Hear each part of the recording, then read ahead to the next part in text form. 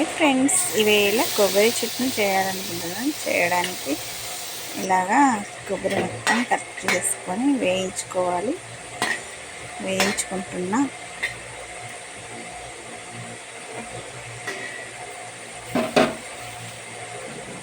పచ్చిమిర్చి టమాటో వేసి ఇలాగా మిక్సీ పెట్టేసా.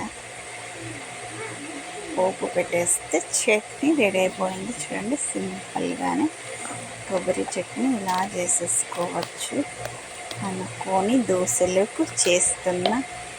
నేను ఒకసారి ఇలా వీడియో చేద్దాం అనుకున్నా, అందుకే చేశా. దోశలకి చేసుకున్న సింపుల్గా కొబ్బరి చట్నీ దోశ రెడీ చేసేసింది. చూడండి ఎలా వచ్చింది. టేస్ట్ సూపర్ అండి. ఈజీ, సింపుల్, అందరికీ వచ్చు కొబ్బరి చట్నీ. నేను కూడా చేసి ఒక వీడియో చేసి పెట్టేశాను ఫ్రెండ్స్. Bye friends.